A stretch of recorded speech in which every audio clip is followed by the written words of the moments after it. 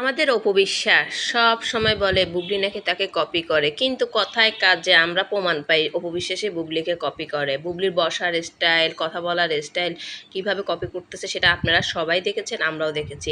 কিন্তু রিসেন্ট আমাদের বুবলিকে নিয়ে যে মানুষ মিথ্যাচারগুলো করতেছে, যে ভয়ঙ্করভাবে ভিডিও বানাচ্ছে নেগেটিভভাবে, সেগুলোর নিয়ে বুবলি মানে একটা সাধারণ জিডি করেছেন। সেটা দেখে এখন অপবিশ্বাসও জিডি করলো।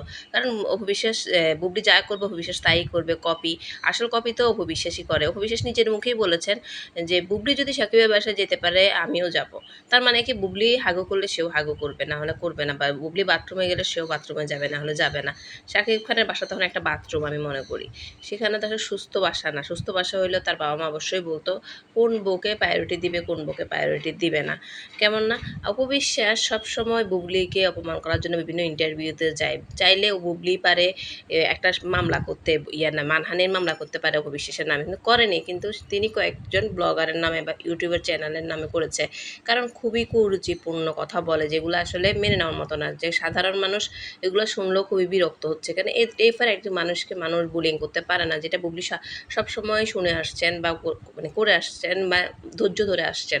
কিন্তু বুবলি এখন দেয়ালে পিঠ ঠেকে গেছে। ওনার মনে হয়েছে উনি স্ট্রং হবেন, তাই স্ট্রং হওয়ার জন্য স্টেপ নিচ্ছে যেন মানুষ এই ধরনের মিথ্যাচার না করে। মানুষ সত্যটাকে সত্য বলুক, মিথ্যাকে মিথ্যা বলুক। অপবিশ্বাস কেমন সেটা বাংলাদেশের মানুষ সবাই জেনে গেছে। তার হিংসাপরায়ণ যে মন মানসিকতাটা, এটা সবাই দেখে ফেলেছেন। ডিভোর্সের এত বছর পরও এসে সে বুবলিকে নিয়ে পড়ে আছেন, বুবলিকে নিয়ে মানে যেভাবে হোক বুবলি জীবনটা ধ্বংস করতেই চাচ্ছেন। কিন্তু রাখে আল্লাহ মারে কে। বুবলি সৎ থাকে দেখে বুবলির সাথে কিছুই হয় না, এখনো পর্যন্ত হবেও না। যে যতজন মানুষ যাই কিছু করেছে তারাই তার ফল পেয়েছে, আপনারা দেখেছেন। ইকবাল কিছুদিন আগে একটা ইন্টারভিউতে বলছেন বুবলির বিয়েই হয়নি। আসলে তারও তো বিয়ে হয় নাই। তার বউয়ের সাথে যে কারসাজি হয়েছে এগুলো আসলে বলতে চাই না ইকবালের বউ নিয়ে। এখন কথা হচ্ছে ইকবাল এগুলা বলতে বলতে পারে কিভাবে? ইকবাল তো জানে বিয়ে হয়েছে, সব কিছুই জানে। তারপরে ইকবাল মিথ্যাচার করেছে। সুরুজ বাঙালিকেও থানায় নেওয়া হয়েছে। সুরুজ বাঙালি মিথ্যাচার করেছে তাই জন্য। সুরুজ বাঙালি বলেছে বুবলি নাকি আগে বিয়ে হয়েছে, মেয়ে আছে। তাহলে সুরুজ বাঙালি দেখাক, মামলাতে গেছে আর সুরজ বাঙালি মাপ চেয়েছে বুবলির কাছে, ক্ষমা চেয়েছে, আর এই ধরনের মিথ্যাচার করবে না। এটাও নাকি কে যেন শিখিয়ে দিয়েছে সুরজ বাঙালিকে। হাস্যকর ব্যাপারটা। বুবলি সব সময় মাথা পেতে নেয়, সব কিছু নেয়। আসলে ধৈর্য মানুষকে মানে কোন পর্যায়ে নিয়ে যায়? এত ধৈর্যশীল। সবাই বলে তার এত ধৈর্য নিয়ে মানে মানুষ অবাক হয়ে যায় বুবলির ধৈর্য, এত ধৈর্য কিভাবে পায়।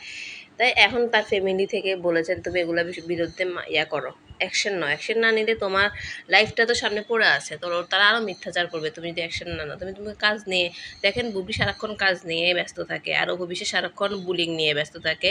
বিভিন্ন মানুষকে হ্যায় করে, ব্যঙ্গ করে। এখন শুধু তো হাতিয়ার বুবলি। বিভিন্ন ইন্টারভিউতে যাই বুবলিকে বুলিং করতেছে। কিন্তু সে এখন কার নামে জিডি করছে নামটা এখন উদ্দেশ্য হয় নাই, মানে উল্লেখ হয় নাই।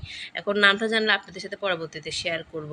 কিন্তু এই ধরনের কুরুচিপূর্ণ অপবিশ্বাস করে থাকে, অপবিশ্বাসের ফ্যানরা করে থাকে। আপনারা কি বলেন, অপবিশ্বাসের ফ্যানরা বেশি নোংরামি করে নাকি বুবলি ফ্যানরা নোংরামি করে?